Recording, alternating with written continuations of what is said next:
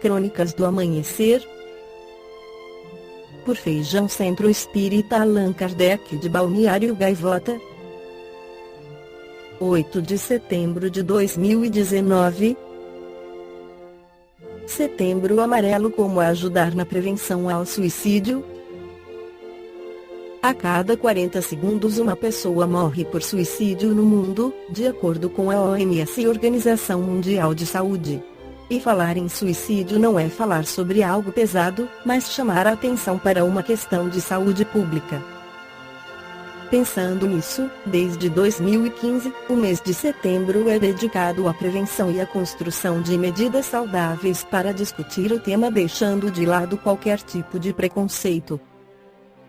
A partir de domingo 0109, iniciou a campanha Setembro Amarelo do Brasil, uma iniciativa do Centro de Valorização da Vida (CVV), do Conselho Federal de Medicina (CFM) e da Associação Brasileira de Psiquiatria (ABP). Suicídio é uma questão de saúde pública. De acordo com dados da OMS, cerca de 800 mil pessoas morrem por suicídio a cada ano.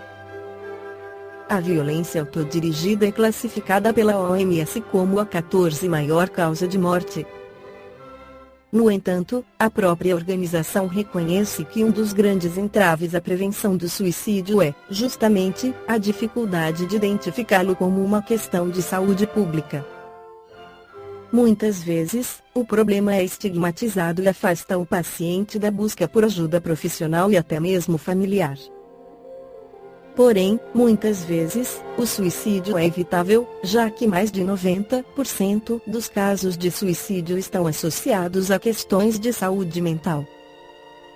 Em 36% das vítimas de suicídio, existe o diagnóstico da depressão. Não é preciso ter medo de falar sobre suicídio. Muitas pessoas ainda acham que falar sobre suicídio agrava ou estimula a situação. Porém, especialistas em saúde mental discordam. Na realidade, legitimar uma conversa responsável sobre o tema pode ajudar as pessoas a buscarem a ajuda adequada. E tudo começa por construir um espaço sem julgamentos em que o tema possa ser falado. Conversar abertamente sobre suicídio é importantíssimo e pode ajudar muito aqueles que estão em grande sofrimento psíquico e vendo a morte como uma alternativa para dar um basta ao seu sofrimento, explica ao UF Post Brasil a psicanalista Soraya Carvalho. O ideal é que a pessoa seja escutada por um profissional especialista no assunto ou por voluntários do CVV, que recebem treinamento para abordar pessoas em risco de suicídio. Entretanto, a família, um amigo ou um professor podem ajudar muito sem que tenham um preparo especial para lidar com tal assunto, desde que sigam algumas recomendações básicas e fundamentais, completa. O livro Memórias de um Suicida do Espírito Camilo Castelo Branco, pela médium Ivone de Amaral Pereira, esclarece que o homem é um composto de tríplice natureza humana, astral e espiritual, isto é, matéria, fluido e essência.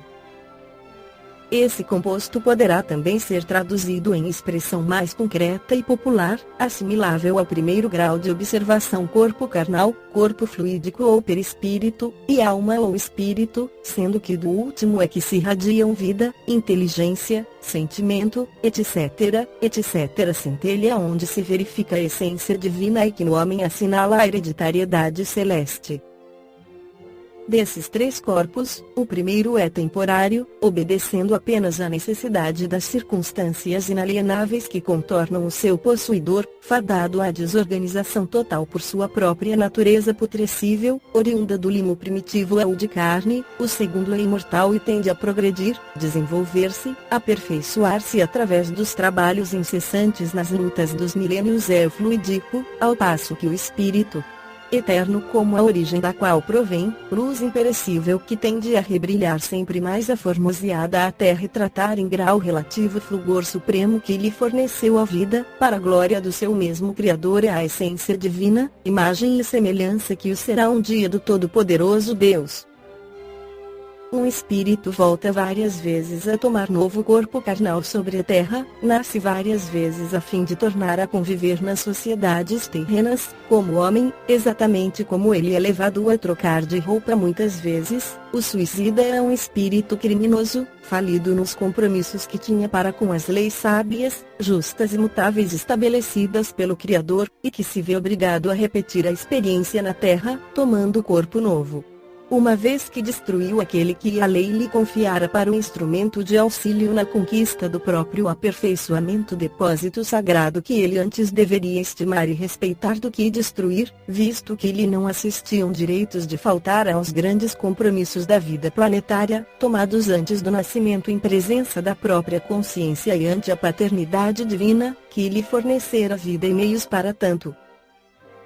O espírito de um suicida voltará a novo corpo terreno em condições muito penosas de sofrimento, agravadas pelas resultantes do grande desequilíbrio que o desesperado gesto provocou no seu corpo astral, isto é, no perispírito.